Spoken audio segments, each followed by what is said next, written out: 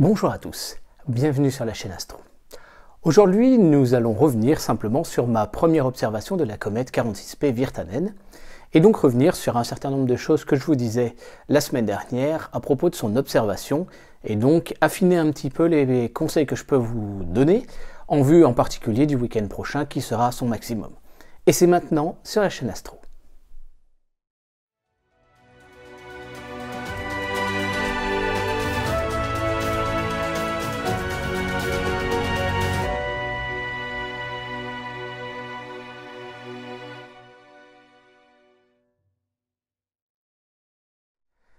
Voilà, donc vendredi 7 décembre 2018, j'ai pu enfin observer la comète Virtanen. Comme vous l'avez remarqué, la météo est quand même assez exécrable en ce moment, c'est normal, nous sommes en plein mois de décembre.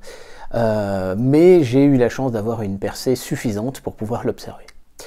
Donc la première série de photos que j'ai faite, je l'ai faite avec le Sony A7S qui est ici, mais qui était sur cet objectif, donc c'est un Tamron 18-270, que j'avais, donc j'ai fait quelques essais, je suis descendu en fait en bas de ma résidence, tout simplement parce que la comète était encore pile poil dans l'axe de la résidence et je voyais des nuages s'approcher au loin, donc histoire d'au moins avoir un petit quelque chose, je suis descendu avec l'appareil photo sur le trépied et avec simplement un déclencheur filaire.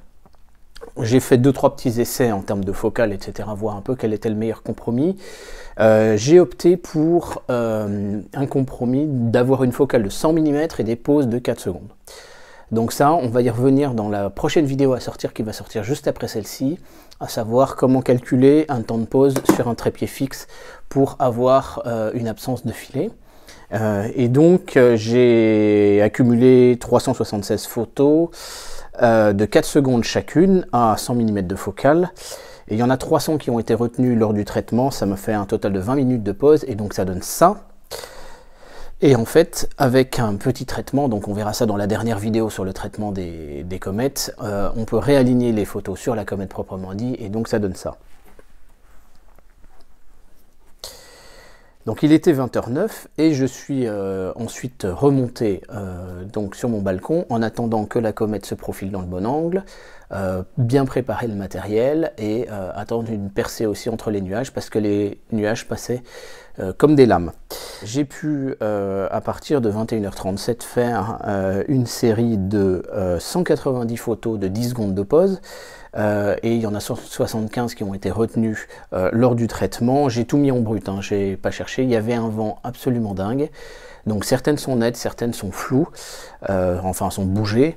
Et en l'occurrence, 175 qui ont été retenus, donc ça nous fait 29 minutes et 10 secondes au total de temps de pause. C'était des pauses cette fois de 10 secondes. J'ai pas cherché à faire plus parce que je savais que j'allais avoir des bougées avec le vent. Je préférais accumuler un maximum de photos courtes. Et donc ça donne cette première photo lorsqu'on l'aligne sur les étoiles, et ensuite lorsqu'on l'aligne sur la comète, vous pouvez voir que la comète commence à se dessiner de façon franchement assez sérieuse et assez intéressante. Nouvelle lame de nuages importants qui arrive. Je pensais vraiment que c'était fini, donc j'ai fait mes flats, mes darks, mes offsets, et en fait derrière cette lame de nuages je vois encore du ciel clair, donc j'ai décidé d'attendre un petit peu. J'ai refait une nouvelle série, cette fois 247 photos de 10 secondes, donc 222 qui ont été retenues. Je les ai faites cette fois sans filtre contre la pollution lumineuse parce que j'ai vu que j'étais un petit peu j'étais quand même en dessous du seuil de tolérance de l'appareil. J'ai donc 37 minutes de pause qui sont cumulées et ça donne à 21h28 cette photo. Ça donne donc la photo suivante. Et lorsqu'on l'aligne donc sur la comète, ça donne ceci. Si toi aussi t'aimes bien les petits chatons tout mignons, mais tu penses que l'astronomie mérite un peu plus de visibilité sur YouTube, lâche-moi un pouce bleu et un commentaire, abonne-toi et clique sur la cloche, et l'algorithme de YouTube te le rendra. Merci. Voilà, donc parallèlement à ces prises de photos, je préfère voilà, vous montrer des photos qui sont totalement traitées, qui sont empilées, qui sont nettoyées, plutôt que de vous faire des lives comme certains youtubeurs, puisque finalement on voit pas grand chose dans ces lives, alors qu'avec le même matériel, voire un matériel inférieur au leur, on peut sortir des photos nettement plus intéressantes. Et donc en l'occurrence, voilà, avec un peu de traitement, je pense que c'est plus intéressant que de vous montrer un live. Parallèlement à ça, j'ai donc observé avec le 400 mm que vous voyez ici, donc c'est voilà, un télescope assez fabuleux, assez difficile de retrouver la comète puisqu'il y a une absence totale d'étoiles lumineuses à proximité, surtout en ville en fait. Il va y en avoir dans les jours à venir, hein. Je vous renvoie à la vidéo précédente où je vous ai donné donc toutes les cartes.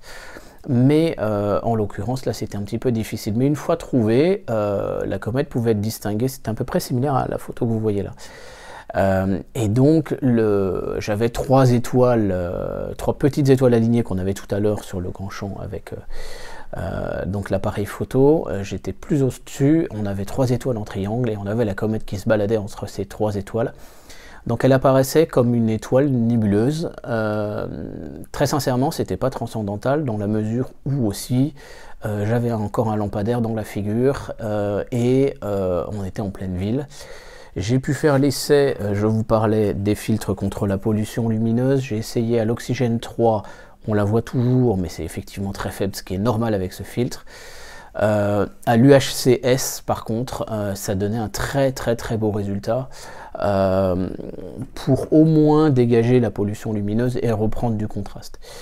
Néanmoins, la chose que je voulais surtout vous dire, c'est comment précisément choisir votre oculaire quand vous allez observer la comète. Je l'ai observé dans un premier temps avec un oculaire donc de 40 mm de focale, et puis ensuite je suis passé à 25 mm de focale, donc un grossissement qui est presque double. Elle était nettement plus facile à percevoir et nettement plus évidente avec le 25. Je l'ai également observé avec ce petit 70-300, c'est un télescope pour enfants. Voilà, je l'avais acheté à l'origine pour me faire un télescope guide, en fait, quand j'ai fait les premiers développements du photostroke, mais je l'ai gardé. Je pense que c'est assez intéressant de pouvoir l'utiliser également pour faire des comparaisons. Donc je l'ai observé d'abord dans un premier temps avec un oculaire donc de 25 mm de focale, le grossissement étant assez faible, et elle était quasiment impossible à percevoir. Par contre, j'étais certain d'être sur la zone. Je l'ai observé ensuite avec un 12 mm, et là, elle commençait à devenir bien plus évidente. Et enfin, avec le 7 mm de focale, le grossissement est donc beaucoup plus important. Et là, en l'occurrence, la comète était très évidente, comme une étoile un peu nébulaire, mais au moins, il n'y avait pas de problème, on distinguait réellement sa présence. Donc tout ça pour vous dire que c'est toujours la même chose, on en a parlé un petit peu lors de la vidéo sur la photographie de Pluton. En fait, plus on grossit, l'objet ponctuel reste ponctuel, mais le fond de ciel s'assombrit considérablement. Et donc à ce moment-là, on gagne finalement un peu un rapport signal sur bruit ou un rapport de contraste qui fait qu'on arrive à mieux voir notre objet. Et en l'occurrence, donc avec ce 70 mm en pleine ville, j'insiste, hein, j'observe juste au-dessus de l'île et de l'aéroport de Léquin, j'arrivais à la voir sans problème.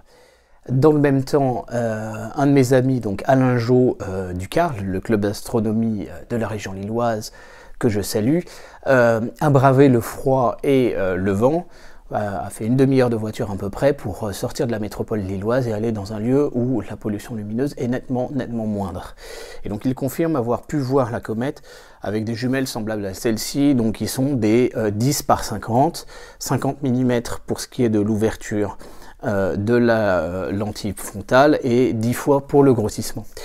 Donc la comète est effectivement visible avec des jumelles quand on est en campagne. Par contre, moi j'ai essayé avec ces mêmes jumelles et impossible de la voir. Donc voilà, il est important aussi, je crois, de faire une demi-heure, une heure de route pour aller observer la comète en pleine campagne. Vraiment le week-end prochain, je vous garantis que le déplacement en vaudra vraiment le coup. Ce 400 mm donne des résultats absolument ahurissants en pleine campagne et je peux vous dire que là j'étais un peu déçu de l'observation de la comète. Elle était de magnitude 5, elle nous est annoncée de magnitude 4, donc elle va être 2,5 fois plus brillante le week-end prochain. Et je vous dis franchement, là je crois qu'il faut sortir des villes malgré tout. Elle est annoncée comme étant visible à l'œil nu en théorie.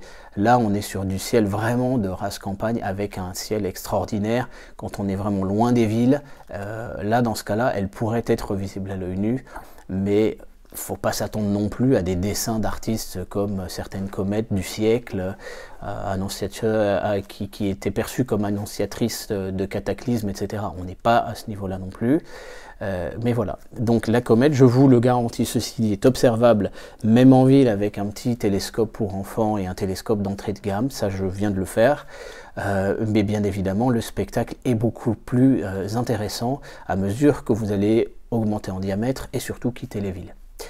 Voilà, je vous donne rendez-vous dans la prochaine vidéo qui va sortir juste après celle-ci à propos de savoir comment photographier la comète et je vais vous donner toutes les astuces pour pouvoir et tous les réglages pour pouvoir faire cette photo. Je vous dis donc à très bientôt sur la chaîne Astro. Merci, au revoir.